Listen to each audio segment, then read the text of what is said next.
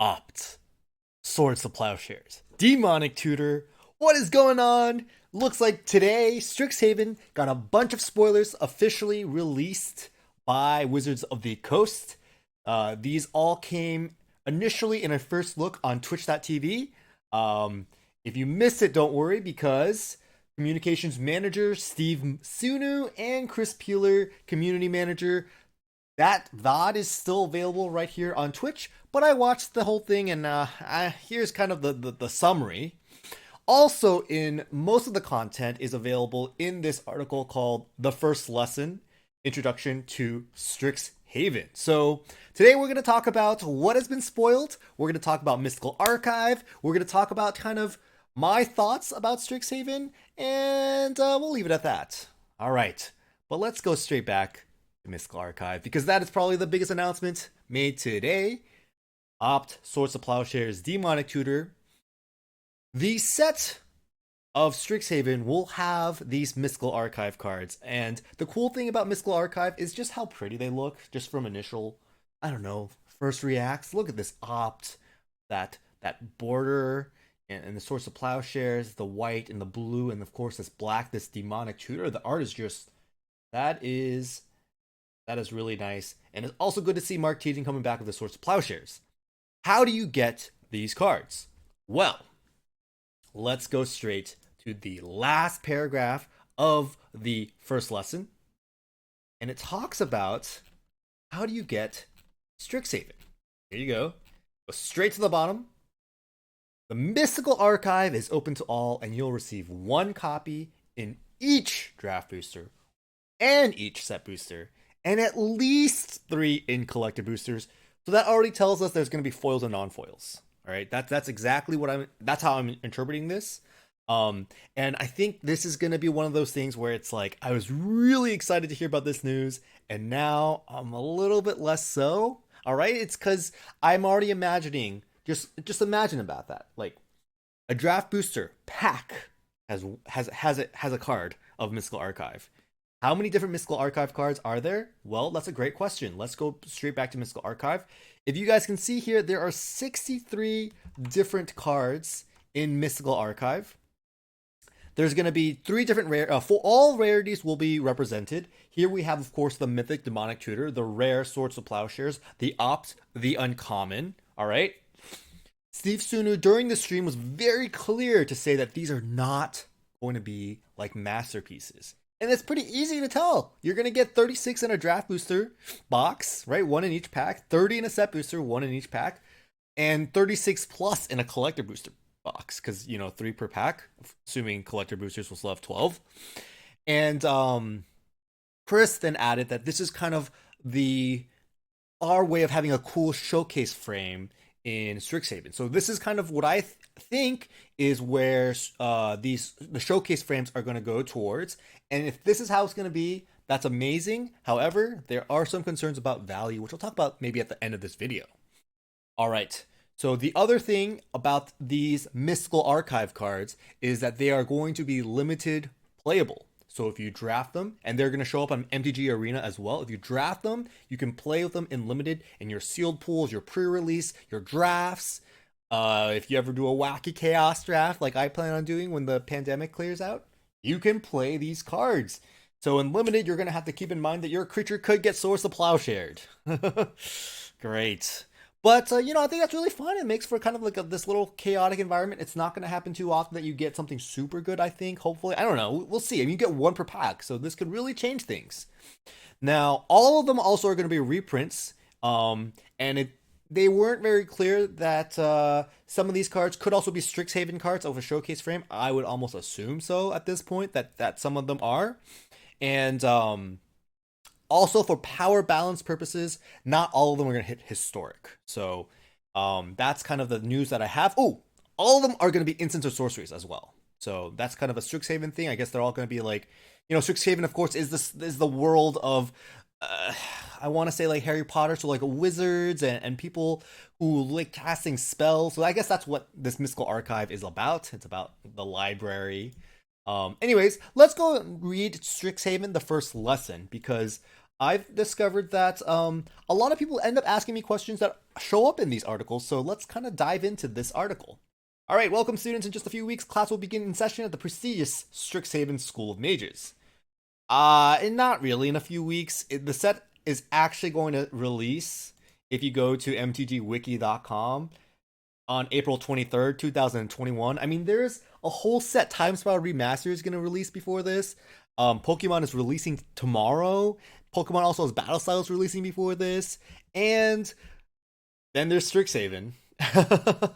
Notably, it's going to be releasing a week before Monarch Flesh and Blood. So, I don't know if I can really trust Blake saying that it's going to be a few weeks, but whatever. As a new student, you'll be joining one of our 5 colleges based on your aptitudes and desired areas of study. All right, that's very, very similar to Hogwarts. Is there going to be a sorting hat? I don't know. It's important to choose a college that best fits you. Today, we're here to help you on that journey, so let's take a tour of the prestigious colleges and learn a little bit about each. Don't worry, orientation will cover more of this later, and then for now, take a look around, and you might even check out our Biblioplex, aka the library with the Mystical Archives. All right, the colleges. Each of our colleges was founded by the Elder Dragon.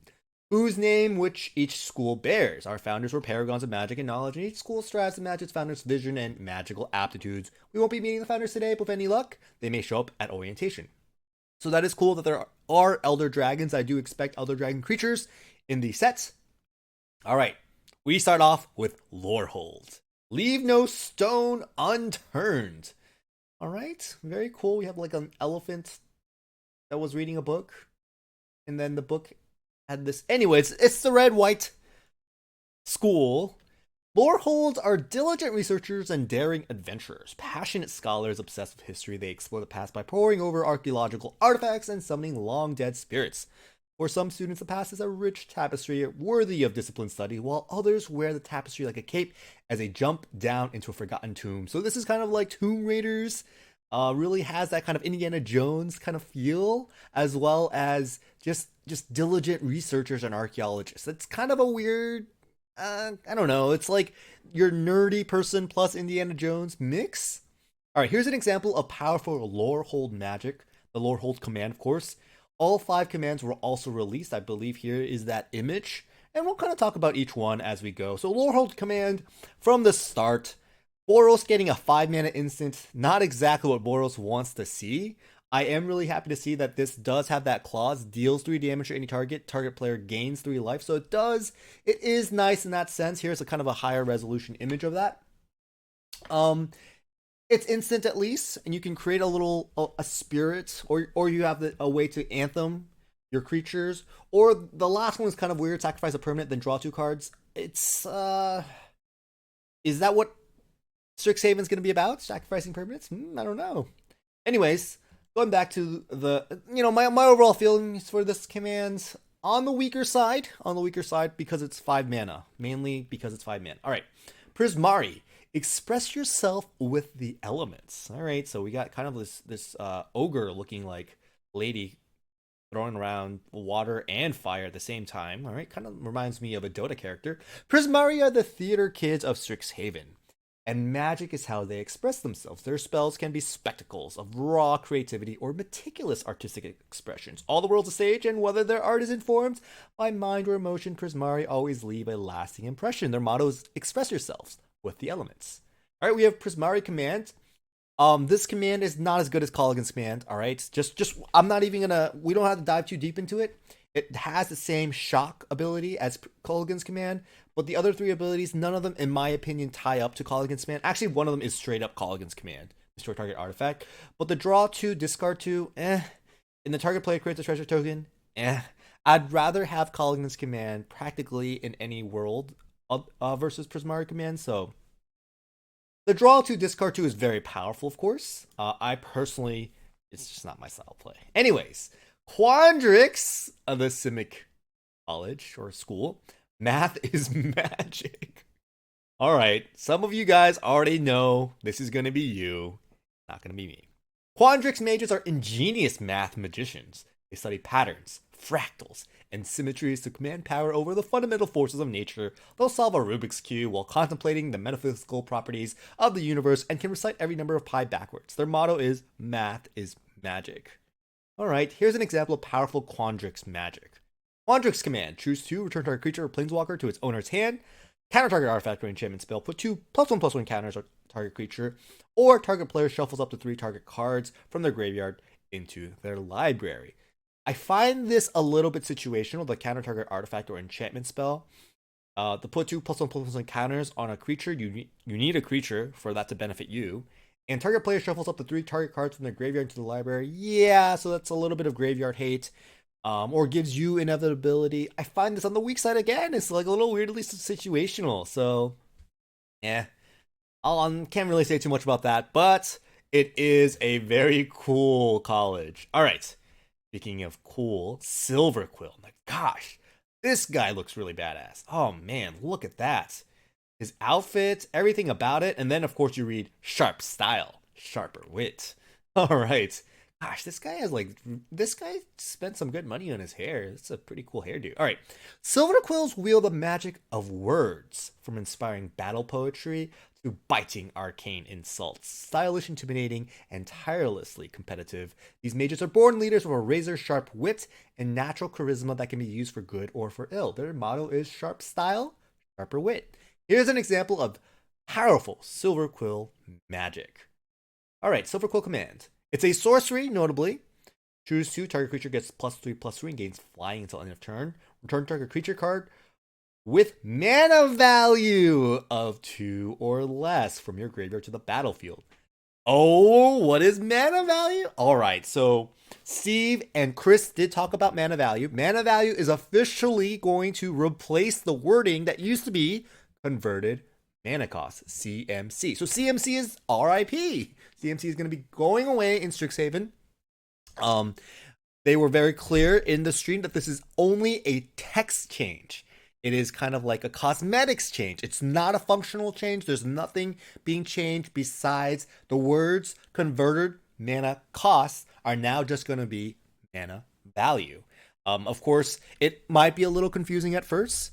What Steve said, and I quote, is that converted mana cost was a very mouthy weird term, and didn't quite describe the way the mechanic plays out, although he conceded that mana value also doesn't really fully describe what they want to use, but it does get a little bit closer to it. It's still hard to grasp, but it's ever so slightly getting better. And the biggest plus side is it straight up has less characters. It uses less letters to express the same thing, so it frees up more opportunity to, space on the text, because, that's something Wizards has been doing, jamming text into cards. But anyways, let's keep talking about Silverquill commands. Return target creature card with mana value 2 or less from your graveyard to the battlefield. Target player draws a card and loses 1 life, or target opponent sacrifices a creature. This being sorcery makes it a little bit weaker than ideally than I would like, but being able to do all these things, they're actually all relatively powerful. I could see kind of like an aristocrats like deck, white-black deck, using this as a finisher. You get to return a creature and you can make your opponent sacrifice a creature, or I expect this mode to be played kind of the most often in those type of decks is target creature gets +3/+3 and gains flying. You like nug them for like 5 or 6 damage, and maybe even 7 damage if you make him draw a card and lose a life. So pretty good card, probably one of the better cards, more likely to see play in standard at least. So far, none of these I really can foresee seeing too much play in any of the Eternal formats, although the 2 instants are a little bit better, Prismari command and Quandrix command, just because they're 3 mana instants. All right. And we finally end with Witherbloom. Kind of rhymes with the Pokemon called Rillaboom. But anyways, get your hands dirty. This is the Golgari Green-Black College. Witherblooms are goth biomagers. So apparently in this world, the goths are all biomagers. They draw power from the essence of living beings, whether that means enhancing nature or exploiting it. Witherbloom mages are most at home writing zombie cracks, picking herbs for potions, and hanging out in their swamp making grime jokes. Their motto is get your hands dirty. Here's an example of a powerful Witherbloom magic. This is only 2 mana. Mana value of 2. Yeah, that's right. I'm using it. Not converted mana cost, not CMC. Mana value of 2. And same thing, there's 4 modes you choose to. Target player mills 3 cards, then you return a land from your graveyard to your hand. Destroy target non-creature, non-land permanent with value. Mana value, once again, 2 or less. Target creature gets -3/-1 till end of turn, or target opponent loses 2 life and you gain 2 life. All 4 of these are kind of weak, but I guess being able to do 2 of those in 1 card is okay. And it only costs 2 mana. It's nice to kind of help you hit your 3rd land drop and also mill a little bit. But this is kind of on the weak side. Like, what are you doing on turn 2 with this? Like, maybe your opponent plays like an X1, like a 1/1, and you're able to nug that. Or they play like a mana rock. This is kind of like a commander card to me. I don't see this playing too much in standard. And then, of course, Mystical Archive, we're back. Whatever area study you choose will have access to our vast library of resources of spells and knowledge spanning all of magic. Some spells are certainly too dangerous and powerful, even for careful mages, but at Strixhaven, we value knowledge above all else and thus have a library of historical spells to rival any other. I wouldn't be surprised if some random storm cards get this treatment just because they'd be really beautiful for cubes.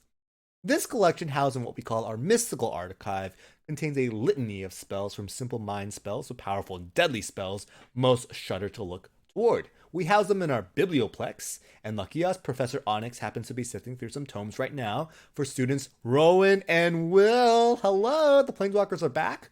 Normally only students get a look, but today we'll make an exception. All right. Additionally, since we have a significant portion of foreign language students, the Mystical Archive is available in all languages, but we have something additional and special for our Japanese students. To learn more and see more, visit here. And as of the recording of this video, there isn't anything there. So hopefully we'll see something soon. Or is in any yes. There's also going to be more details below, which we already talked about. That was the first thing we talked about. And we have this cool image of Strixhaven. We have Quandrix here for sure. That's Silverquill. Lorehold. Yeah, Prismari. Witherbloom. I'm remembering all the names. Maybe you guys will too soon. And they also talk about Commander 2021. All right, so there's going to be 5 decks this time, just like Ikoria. All right, and 81 new cards. So that's always exciting. Wonder what busted cards they're gonna print out this time, so that everyone has to buy these decks. And we also get to see the packaging. So here we have, of course, Will and Rowan. Look at that in their Harry Potter-esque world. The 5 colleges. All right, we have the 5 colleges are also the art packs. All right, that boosters are going to come back. The list is going to come back as well, confirmed by Steve Sunu. All right, and theme boosters, of course. I don't know who buys these, although it's cooler that they are the actual college theme. They have to be selling these. They wouldn't be printing these if these weren't selling. I personally never have bought or even opened or even considered buying theme boosters. It's just not I don't think it's for me. And of course the bundle is back. All right. And yes. All right. So let's actually look. This is what was meant for us as consumers. Now let's go see if there were any articles for the WPN. So I always check what was available on Magic the Gathering Online or Magic the Gathering's the mothership website. And then I go to the WPN side to see what was available to retailers, because this is often public information. All right. So short story is, if you go to the products availability, for some reason, Strixhaven is not there yet. All right. But if you go to articles, all right, we have Strixhaven 101 enrollment starts now. And I clicked on this article, and the problem is it actually is the exact same article we just read. So I double checked. I made sure. It's just, I don't know, they fashioned it a little. It's prettier formatted. So nothing too special there. But there is a couple of articles on the your commander deck allocation. And the biggest deal is Commander Dueling is back for the pre-release. So each store's allocation includes a limited number of commander decks for the pre-release. And that's actually kind of a cool thing. This is an update, all right, for sure. And this article also talks about, oh, I should make this bigger. You guys cannot read it. All WPN members will get a flat allocation of commander decks for open dueling. So that's interesting, because some stores are a lot bigger than others, but okay. And all WPN premium members will get a higher flat allocation. Great. This allocation of Strixhaven commander decks can only be used for open dueling throughout the week of pre-release. This is a Strixhaven only addition to the pre-release early sale promotion. As a reminder, here how we're handling other allocations for notice. This has been the case for a long time since pandemic. Typically, a store's pre-release allocation is based on the highest pre-release attendance in the last 2 pre-releases. However, also including how you did in Theros Beyond Death. And yeah, awesome, guys. So today we talked about Strixhaven, the things that were spoiled by our friends Steve and Chris Peeler. We looked at the commands. We looked at each of the 5 commands, and we of course looked at Mystical Archive. Now, quickly for my thoughts. When I first saw Opt, Swords of Plowshares, Demonic Tutor, I was so excited. The first thing I thought, and what you guys probably thought, were these were going to be masterpieces. And you could potentially get one in a box. Maybe you can get one in a case. Maybe even more rare than that. And I was immediately let down when I figured out or learned that you're actually going to get guaranteed one of these per pack. And I know that sounds so weird, like, but we're guaranteed one. What's so bad about that? And the reason why I think that is because there is this really nice thing about chasing these masterpiece cards that I really miss from Magic the Gathering. And in Pokemon, we have the Charizard VMAX Shiny, and the Charizard VMAX, and the Charizard Shiny Charizard V. And in Flesh and Blood, we have the Cold Foils. And in Digimon, we have the Omnimon. There's always something that is like really, really cool and worth chasing. And in Magic, we have a Phyrexian Vorinclex that's price kind of fluctuates all around, but not much else. And I was really hoping for something that would be that chase card, that reason for us to keep cracking packs and chasing for these cards. Of course, we don't want something that's like one in infinite packs, like 10,000 packs, but something worth chasing. And so I was a little disappointed to find that out. Furthermore, I was disappointed to find out that there's 63 and you're guaranteed one in every pack. So I don't know how many boxes does it take to collect one of each. Probably 2 or 3. It turned something that could have been super, super cool to a little bit more commonplace. And I think that's almost the message that we're getting from Wizards these days. And it's like, we make these cool things for the common person, for the masses. We don't want this to be like graded by BGS or whatever, and then on this like second tier high level market. We want everything to be available. We don't want you guys to have to overpay for singles. We want you to buy product from us and just kind of enjoy product. And while I like that sentiment, I do wish that there were just a couple of cards like Cold Foils and Flesh and Blood, for example, that were just really worth chasing and really make you excited as a collector. I feel like nowadays a lot of Magic the Gathering product is so geared towards making everyone feel like they can have the cool stuff and the good stuff, but that cool stuff and good stuff gets devalued so quickly because it's so accessible. And maybe my opinion is wrong and you disagree with me, but that's just how I feel nowadays. I've kind of gotten my toes wet in other TCGs, and these cards are beautiful. There's no doubt about that, but I really wish they were a little bit harder to obtain.